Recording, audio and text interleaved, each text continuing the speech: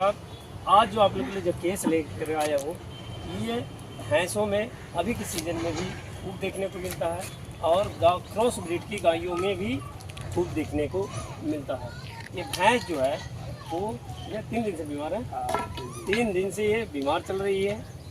हल्का फुल्का चारा खा रही है ना, हल्का फुल्का चारा खा रही है। इसका बुखार भी नहीं है और ये बॉडी कोड जो है ये भी कहीं ठंडा कहीं गर्म नहीं है, नॉर्मल है।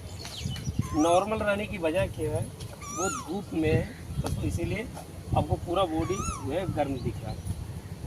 इसके कान से भी आप डायग्नोसिस कर सकते हैं।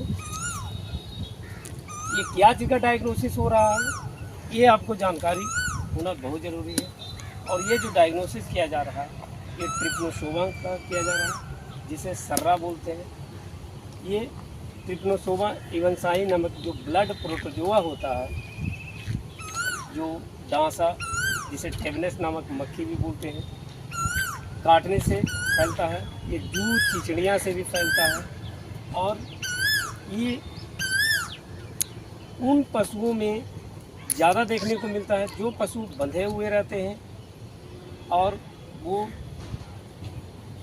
खास करके चरने के लिए या हरा चारा नहीं मिल पाता है, कंट्रैक्शन मिक्सर ज़्यादा खाने को मिलता है, उन पशुओं में सबसे ज़्यादा देखने को मिलता है। लेकिन उसका डायग्नोसिस करना ही सबसे कठिन होता है।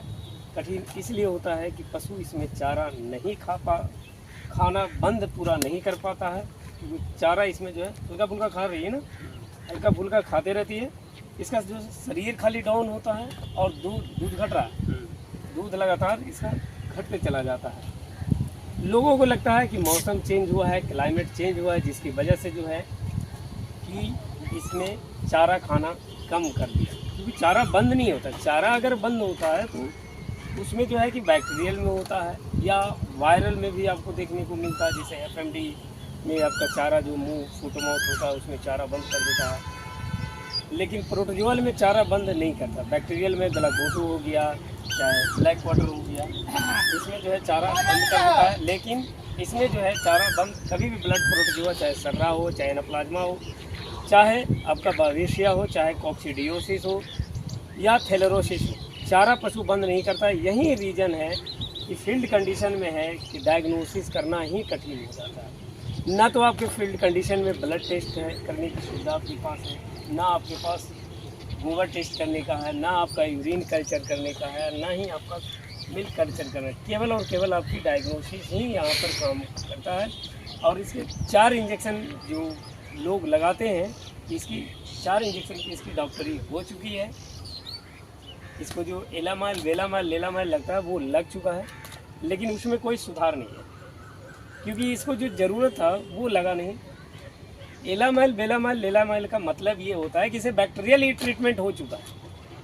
बैक्टीरियल इलाज करने से इसमें कोई रिस्पॉन्स नहीं मिला, कोई सुधार नहीं हुआ ना, कोई सुधार नहीं हुआ, जिसका तशी रह गया। तो ये ट्रिप्नोसोमा का केस, ब्लड प्रोटोजोआ को डायग्नोसिस करना ही कठिन हो जाता है। इसीलिए लोग क्या करते हैं कि आज ये लगाएं, कल वो लगाएं, परसों वो लगाएं। अगर आपकी डायग्नोसिस सही है तो एक्यूरेसी होता है कि आपको ये इंजेक्शन लगाना है और वो रिजल्ट आते हैं।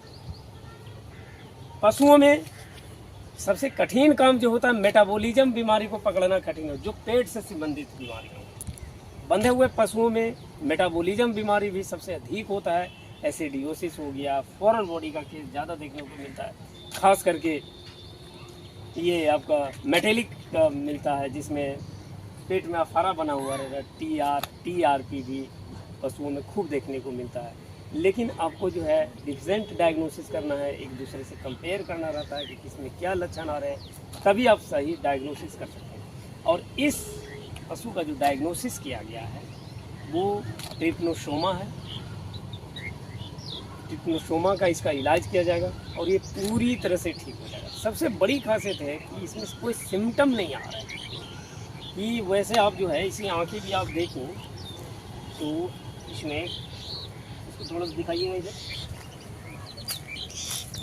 नॉर्मल है, पिंक नॉर्मल है। ऐसा नहीं लग रहा है कि इसमें कोई ज़्यादा रेडनेस है या वाइटनेस है, नॉर्मल है।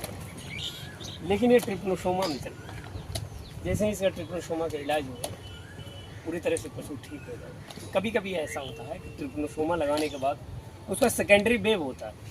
तो सेकेंडरी वेव में आपको क्या लगाना है ये भी ज़रूरी होना चाहिए आपको। बहुत लोग क्या करते हैं, आज वेरिनिल लगाए तो अगले दिन अगर चारा नहीं खाया तो फिर ट्राइकुल लगाते हैं, ट्राइकुल नहीं काम किया तो नाइजोम लगा देते हैं। तो ये कभी ना करें, क्योंकि अगर आपकी डायग्नोसिस सही रहेगा ये ट्रिप्नोसोमा है तो उसी से आपका बेहतरीन रिजल्ट आते हैं। अगर नहीं आ रहा इसका मतलब है कि डायग्नोसिस में कहीं ना कहीं चूक हुई है, या फिर जो आपने डायग्नोसिस किया वो सही नहीं हुआ, जिसकी वजह से है कि आपका जो दवा है वो काम नहीं किया। और जैसे ही से ट्रिप्नोसोमा का आज इलाज होगा, कल 24 घंटे के बाद जो है इसका न्यूट्रोफिलिया का इलाज किया जाएगा और ये पूरी तरह से ठीक हो जाता है।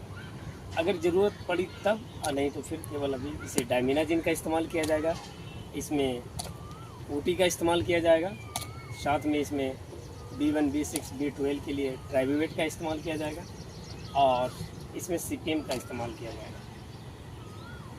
साथ ही साथ एनाल्जेसिक के लिए, क्योंकि इसमें जो है पशु जो है वो इस तरह करके घुकड़ के चलता है, शरीर को जो है घुकड़ के चल रहा है ना, जैसे लग रहा है कि मटक गया, मटका जैसा लगता है। बहुत लोग इसको अपनी भाषा में जो है इसे मटका बोलते हैं, ये सर्रा को मटका बोलते हैं कि मटक गया। उसमें जो होता है बॉडी को जो है इस तरह करके घुगड़ता है, बॉडी जो है चाल भी थोड़ा सा मटक करके आराम आराम से पशु जो चलता है तो उसी को इन लोग है तो मटका बोलते हैं।